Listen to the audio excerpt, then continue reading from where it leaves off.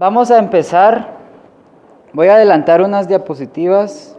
Vamos a empezar viendo esta diapositiva, luego vamos a regresar para ver el experimento con el cual se basaron para decir este modelo. El primer modelo que vamos a ver es el modelo atómico de J.J. Thomson. No es Juan José Thomson, es Joseph Thomson, que lo postuló en 1904. Él decía que el átomo era una gran carga positiva que tenía incrustadas pequeñas esferas que tenían cargas negativas. A este a veces se le suele llamar como el modelo del pudín o de la sandía y las semillas, no sé, tiene varios nombres porque se asemeja como si uno tuviera un pudín y le echara pasas. Entonces se tiene el gran pudín y uno le echa pasas, donde las pasas representan los electrones. Él también decía que los electrones eran entes muy pequeños en comparación al resto de lo que componía el átomo. Entonces, ahora sí regresemos a las anteriores. Con estos experimentos de los rayos catódicos determinaron la naturaleza de esos electrones. Recuerdan que ayer vimos el tubo de Crookes. Vimos que estaba formado por un cátodo, un ánodo, y al nosotros hacer circular una corriente eléctrica se producía un haz de electrones, que esos luego al colisionar con la pared del tubo de vidrio formaban una luz. A esto se le llamó rayo catódico. ¿Por qué un rayo catódico? Porque eran rayos que provenían del cátodo. Determinaron que estos rayos están compuestos de electrones, es decir, el cátodo suelta esas partículas que le llamaron electrones. Estos se propagan en línea recta y son emitidos perpendicularmente al cátodo. Entonces, esos rayos que ellos vieron, por ser emitidos por el cátodo, les llamaron rayos catódicos. Estos rayos producen fenómenos mecánicos, térmicos, químicos y luminosos. ¿Cómo así? Se realizó otro experimento en donde dentro de ese tubo de rayos catódicos colocaron un molinete. Entonces, cuando encendieron el tubo de rayos catódicos, los electrones colisionaban con ese molinete, es decir, ocurría un fenómeno mecánico, y los electrones movían ese molinete. Entonces, ahí ellos determinaron que esos rayos estaban formados por esos electrones y esos electrones poseían cierta cantidad de masa. Luego, los fenómenos térmicos, químicos y luminosos los podemos ver en las pantallas de televisión, pero las antiguas, las que eran de tubo de rayos catódicos, esas bastante gruesas. Esas pantallas tienen una forma similar a esta. Este es el principio de funcionamiento también de los osciloscopios, que alguno de ustedes utilizará en sus laboratorios. Entonces lo que se tiene es el cátodo, el ánodo. A través de estas dos electrodos se hace circular una diferencia de potencial muy grande. Eso hace que se desprendan los electrones del cátodo y salgan disparados hacia esta pantalla. Ahora, si nosotros omitimos estos dos pares de placas, los electrones saldrían disparados en línea recta, como ya vimos que es una característica de esos rayos catódicos. Otra característica de estos rayos es que son afectados por, aquí son campos, no son rayos, lo voy a cambiar de una vez. Son afectados por campos eléctricos y magnéticos. Entonces, regresando a nuestra imagen, ahora, si nosotros colocamos estas placas que están acá, eso lo que hace es desviar al electrón o al rayo catódico que se ha emitido. ¿Y cómo? Si nosotros colocamos acá entre las dos placas una diferencia de potencial. Si colocamos esa diferencia de potencial, estamos provocando un campo eléctrico, y ese campo eléctrico hace que este electrón se desvíe. Ahora bien, vean, si acá se forma un campo eléctrico, lo voy a dibujar acá en el pizarrón. Si nosotros tenemos acá el lado positivo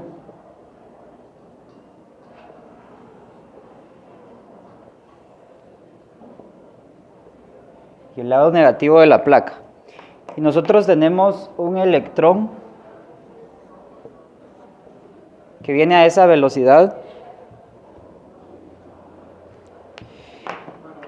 ¿hacia dónde va el campo eléctrico entre las placas? Va de positivos a negativos, es decir, el campo eléctrico acá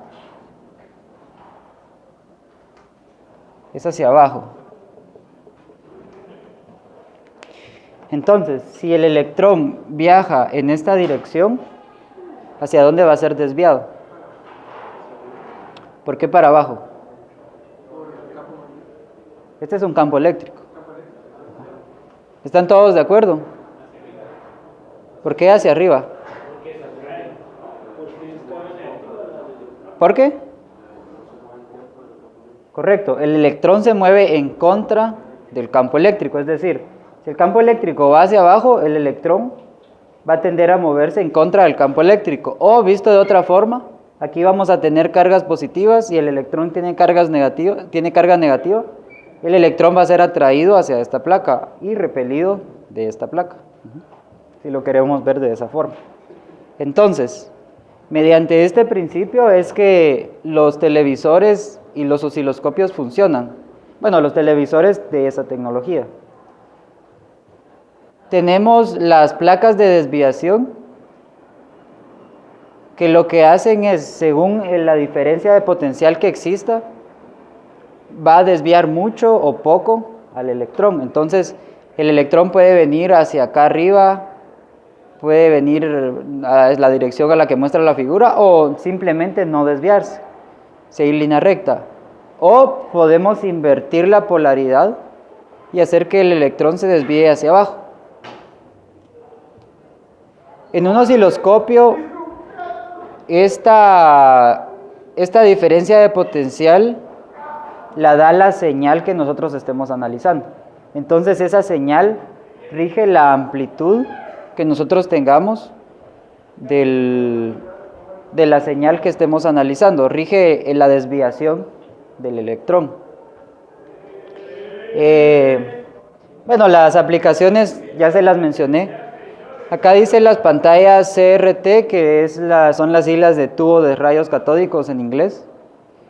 Y ahí aparecen dos símbolos. ¿Quién cree qué significan esos símbolos?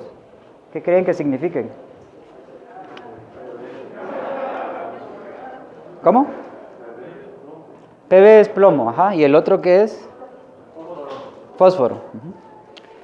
En las pantallas CRT se coloca una capa de plomo y de fósforo acá. ¿Eso para qué? Primero, el fósforo se pone para que el electrón al colisionar emita haces de luz que nosotros podamos ver. Y el plomo lo que hace es que bloquee los haces de luz que se formen, los haces de ondas electromagnéticas que se formen de rayos X.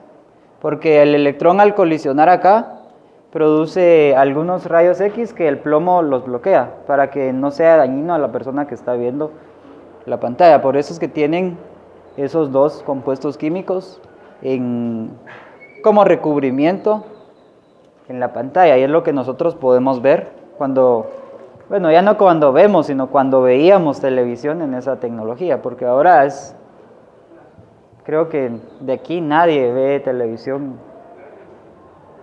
a no ser que tenga un sistema de monitoreo en sus casas y vean las televisiones, esas todavía son CRT. Pero bueno, con este experimento fue que modelaron o descubrieron el electrón. Vieron las características del electrón y cómo se manifiesta cuando atraviesa los campos eléctricos o magnéticos. Otra cosa, no sé si ustedes han hecho el experimento de colocar un imán en uno de esos televisores. Ajá. Sí, como nosotros vimos que esos rayos catódicos son afectados por campos eléctricos y magnéticos. Entonces, si nosotros colocamos un imán, estamos afectando a esos rayos. Por eso es que la imagen se distorsiona.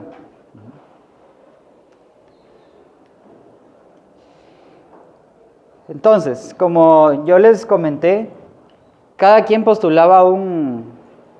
científico postulaba un modelo, pero venía alguien y lo refutaba. En este caso, vino Rutherford, hizo un experimento y demostró que este modelo es inconsistente. Vamos a ver por qué. Primero, lo que dijo Thomson es que si nosotros hacemos pasar acá rayos alfa, esos rayos, la separación de los electrones era tan pequeña, tan grande, y los electrones tan pequeños, que esos rayos alfa no iban a hacer nada a los electrones. Entonces, si nosotros tenemos acá algún elemento con átomos y nosotros hacemos incidir rayos alfa a través de ellos, lo que vamos a ver es que el rayo alfa atraviesa el elemento que estemos analizando.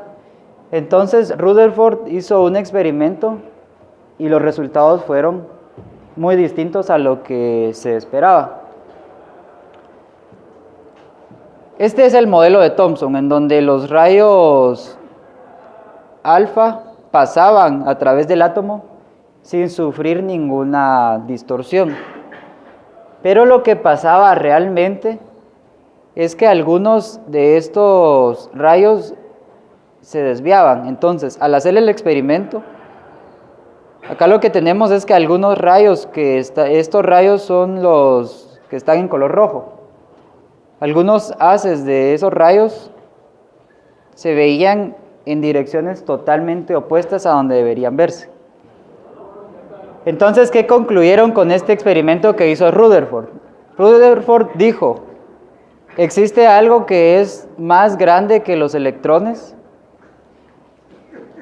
Y eso lo llamó como el núcleo, es decir, él formuló un nuevo modelo atómico y dijo que existía un núcleo que iba a ser más grande que esos electrones, más pesado que los electrones, y los electrones iban a estar girando alrededor de ese núcleo.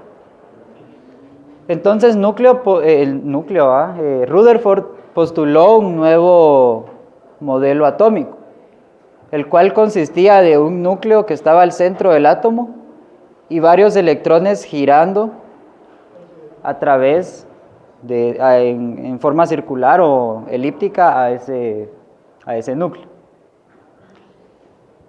Pero este modelo también se refutó. O sea, eso fue un proceso hasta llegar al modelo que nosotros conocemos actualmente. ¿Por qué se refutó? Por esto que nosotros vemos ahí. El aparato que utilizó Miguel para calibrar su red se llama espectrómetro.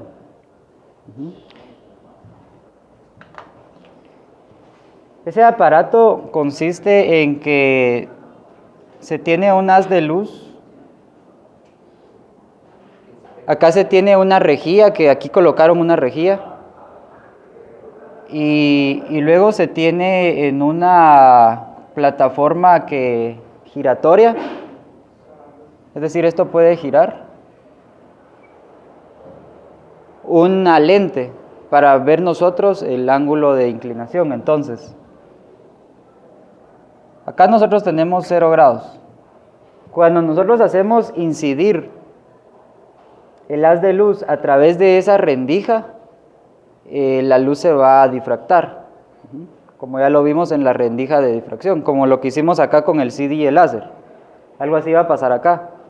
Entonces, se van a observar varios haces de luz.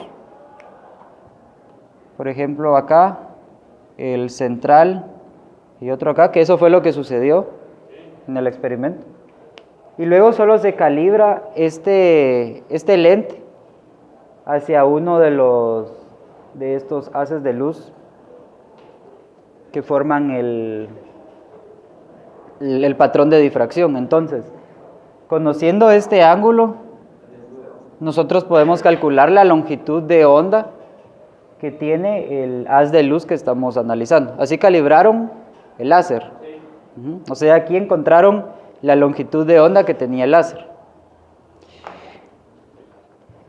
Entonces, un aparato similar es el que se utiliza para poder determinar el espectro que puede emitir cada uno de los elementos de la tabla periódica. Bueno, algunos de los elementos de la tabla periódica.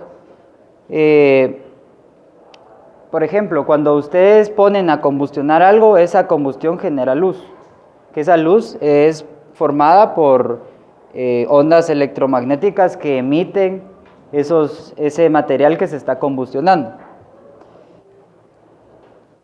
Pero algo que el modelo atómico de Rutherford no explica y que Bohr lo introduce es que estas órbitas en el modelo atómico de Rutherford no están cuantizadas, es decir, el electrón puede estar en donde quiera, en cualquier estado de energía. Pero luego, haciendo algunos experimentos, se determinó que algunos elementos no emitían todas las longitudes de onda que debían emitir. Por ejemplo, el hidrógeno emitía únicamente esta longitud de onda del anaranjado, esta la del verde y estas dos del azul. Si nosotros combustionamos mercurio, únicamente vamos a ver estas rojas, estas longitudes de onda amarillas y estas que están acá de azul. O si combustionamos sodio, lo único que vamos a ver es una haz de luz amarillo. Entonces ahí es donde el modelo de Rutherford empezó a tambalear y se introdujo el nuevo modelo atómico de Bohr. Que aquí este modelo atómico ya introducía el concepto de órbitas cuantizadas, es decir, el electrón solo puede estar en distintos puntos, en distintas órbitas alrededor del núcleo. Ahora, ¿qué aplicación tiene eso? Si recuerdan, ese día Alemania ganó la Copa del Mundo. Y cuando ganaron empezaron a quemar fuegos pirotécnicos, como en cualquier otro evento deportivo. ¿Qué tiene que ver eso con lo que estamos viendo? Tiene mucho que ver. Los fuegos pirotécnicos están conformados por elementos químicos dentro de ellos que al ser combustionados emiten cierto color.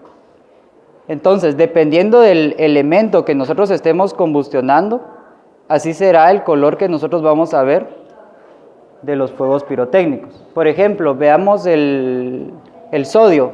El sodio acá se ve de un color amarillento. Y veamos el espectro del sodio. Tiene colores amarillos.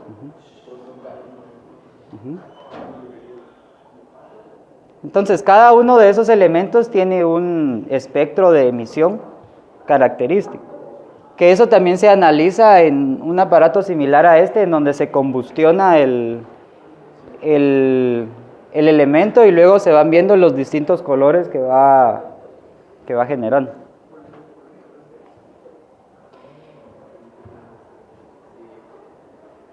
Entonces, si se dan cuenta en los fuegos pirotécnicos, algo tan sencillo que nosotros vemos en esta época con las luces campero aquí en el Campo Mart, está fundamentado con la física moderna.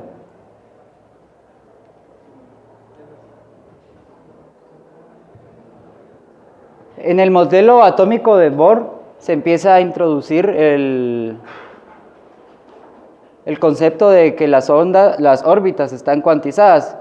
Introducen esta ecuación que indica que la cantidad de movimiento en una órbita depende de la órbita que nosotros estemos analizando, o sea, depende de un número entero de órbita. Entonces, por ejemplo, acá tenemos la órbita 1, 2, 3, 4 y 5.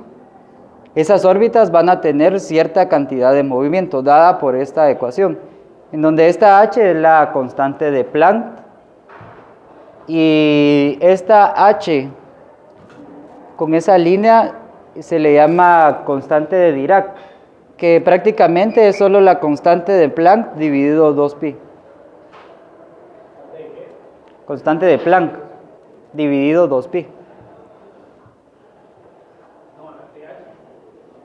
La h, esa se llama constante de Dirac, la que está acá. De Dirac.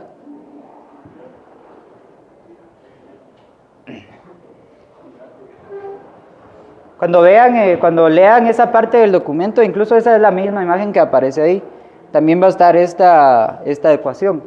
Y lo que significa es que las órbitas tienen distinto valor de cantidad de movimiento, pero solo va a tomar un valor discreto, es decir, no puede tomar el valor que quiera, únicamente el valor dado por esa ecuación.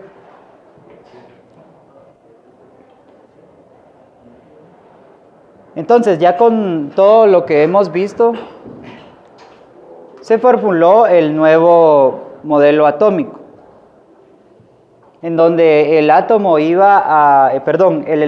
iba a girar alrededor del núcleo únicamente en ciertos niveles de energía.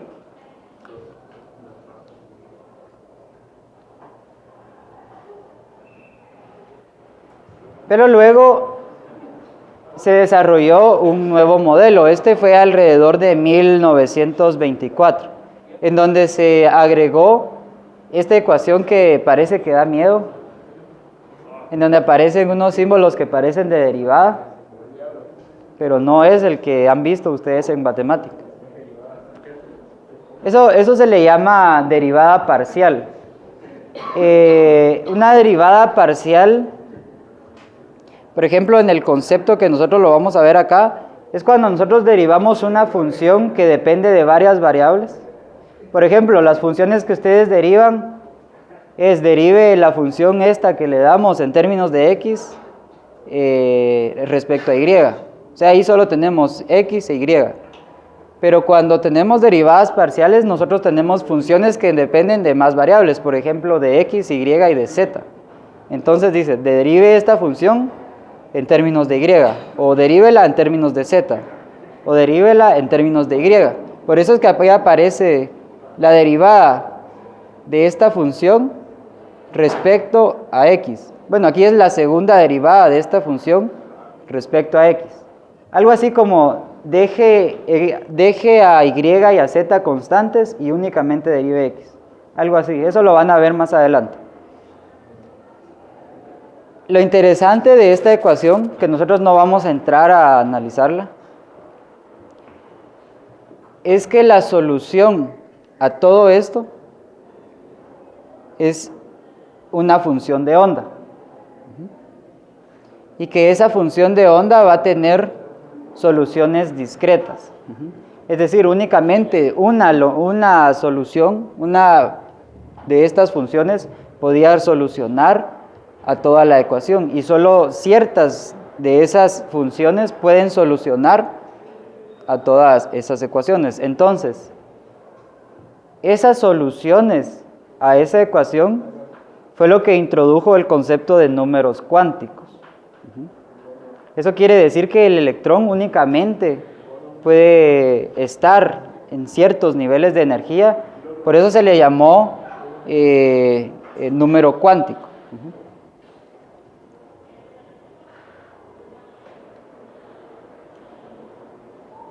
Entonces acá vemos cuáles van a ser los números cuánticos y qué van a representar cada uno de ellos. Ustedes, me imagino que habrán recibido algún curso de química en el colegio.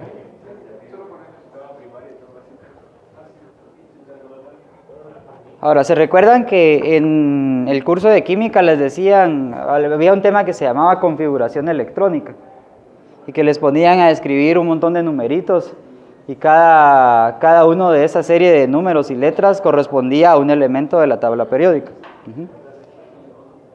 Entonces, lo que ustedes hicieron ahí fue ir escribiendo los números cuánticos característicos para cada uno de los elementos que estaban en la tabla periódica. Y esos números cuánticos están relacionados con las soluciones a la ecuación que acabamos de ver. Entonces, se definieron 4 números cuánticos. El primer número cuántico se definió como el nivel principal de energía, es decir, nosotros vamos a tener acá los niveles de energía, algo similar a esto. Entonces acá tenemos el nivel 1, el nivel 2, el nivel 3, etc. El segundo número cuántico define los subniveles de energía que hay dentro de cada uno de estos niveles de energía. A esos números se les llamó con la letra S, P, D y F. Que si se recuerdan, esas letras son las que definían a la configuración electrónica de los elementos que ustedes vieron en química. Ajá. Y luego vieron una tabla.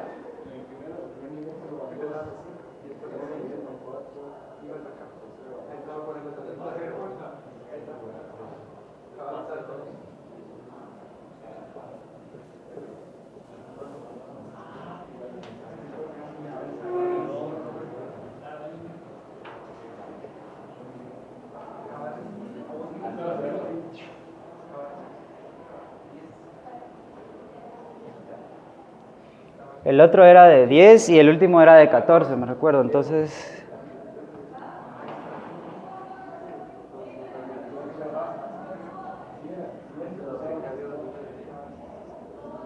no me recuerdo aquí la última parte de la tabla cómo era, pero por lo menos esta parte sí está bien según lo que yo me recuerdo. Entonces, cuando ustedes hacían la configuración electrónica, ustedes trazaban líneas así. Y entonces iban combinando esos números hasta ir formando la configuración electrónica de ese elemento. Ajá. Entonces, por ejemplo, para el hidrógeno que iba a tener solo un electrón, era solo 1s. Para el helio que iba a tener 2 electrones es 1s2. Ya vamos a ver cómo se llena cada uno de esos estados y qué es lo que representan cada uno de esos números cuánticos.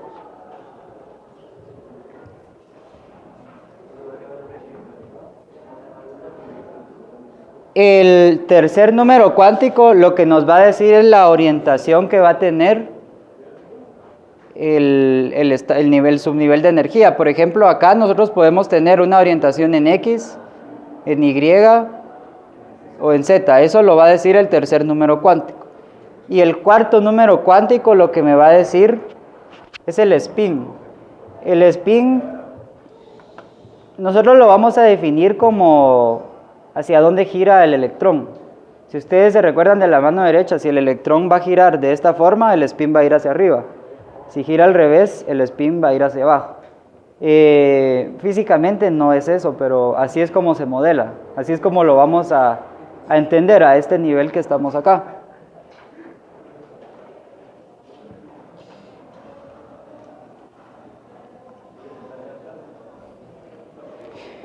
Entonces, habiendo visto todo esto, solo falta introducir algo más. El principio de exclusión de Pauli. Lo que dice ese principio es que un electrón no puede ocupar el nivel energético que ya está ocupado por otro electrón. Es decir, 2 electrones no pueden estar en un mismo nivel de energía. Entonces vean, lo que vamos a hacer acá, vamos a armar los números cuánticos para algunos elementos, solo para que se den una idea de cómo es que funciona esto que está acá.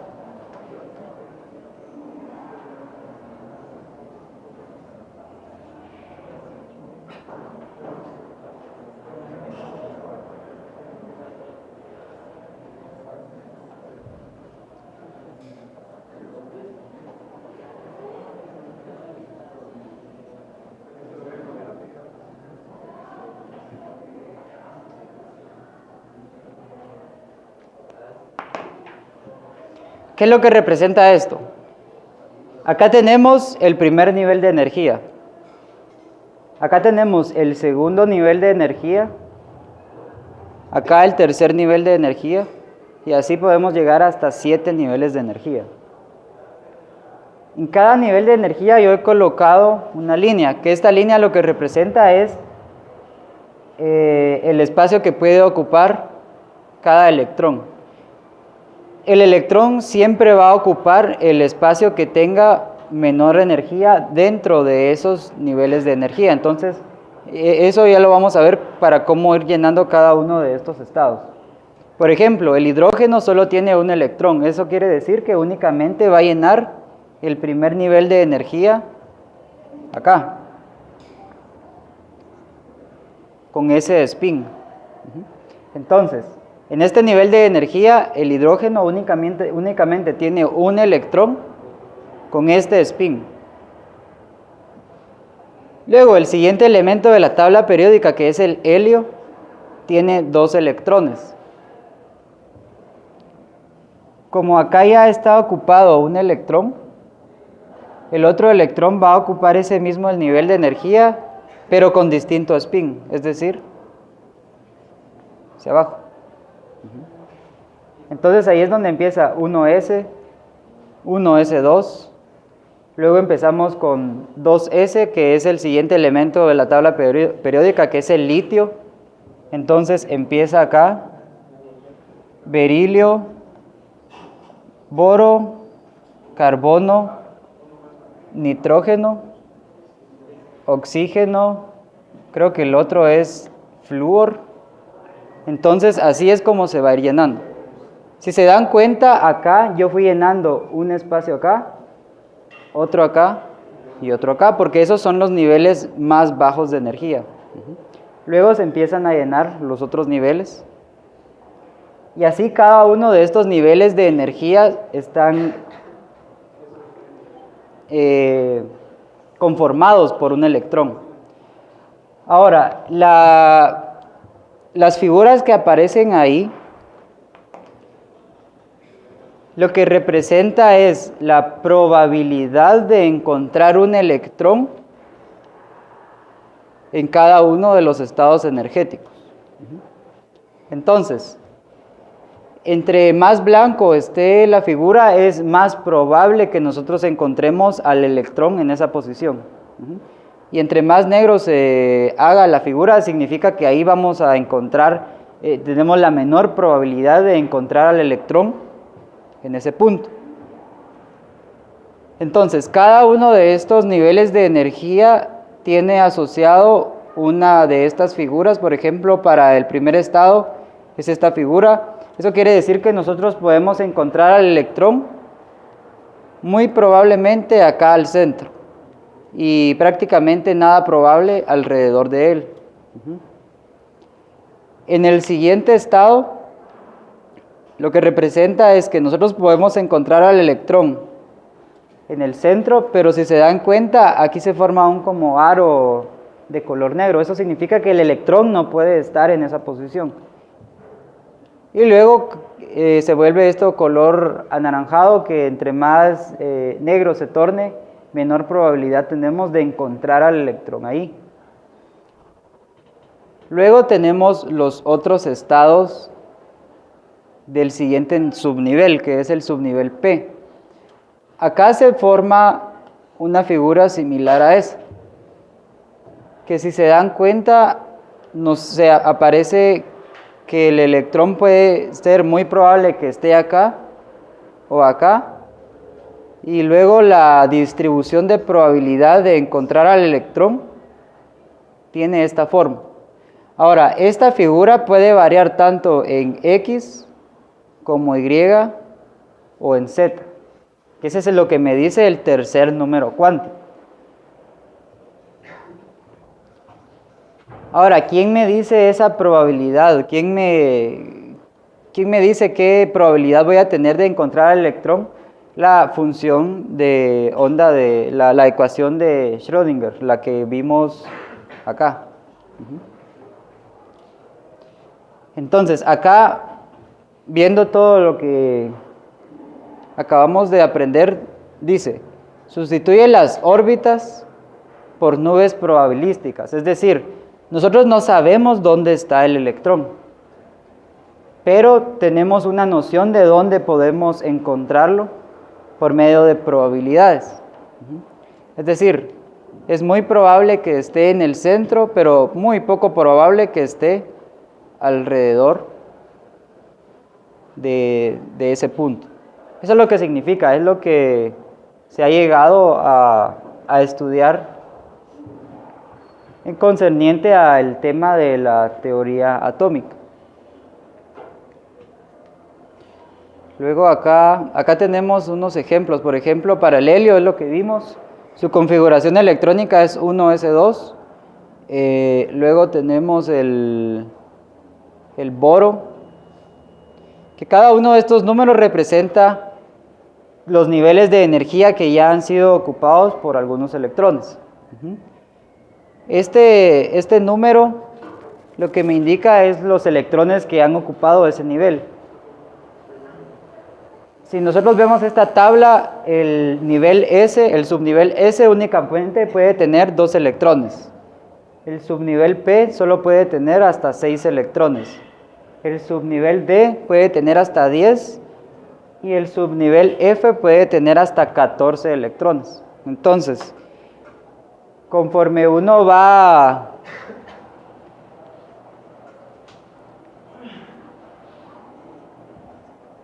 armando la configuración electrónica para cada uno de esos elementos, va a ir viendo cada uno de los niveles de energía que va a ocupar los electrones que posee ese elemento de la tabla periódica.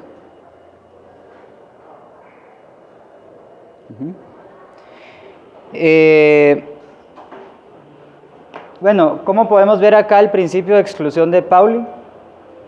Que acá un electrón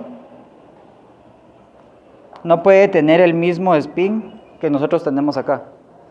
Por eso es que nosotros colocamos el electrón con diferente spin, porque así no ocupan el mismo nivel de energía. ¿Es el modelo más aceptado? Sí.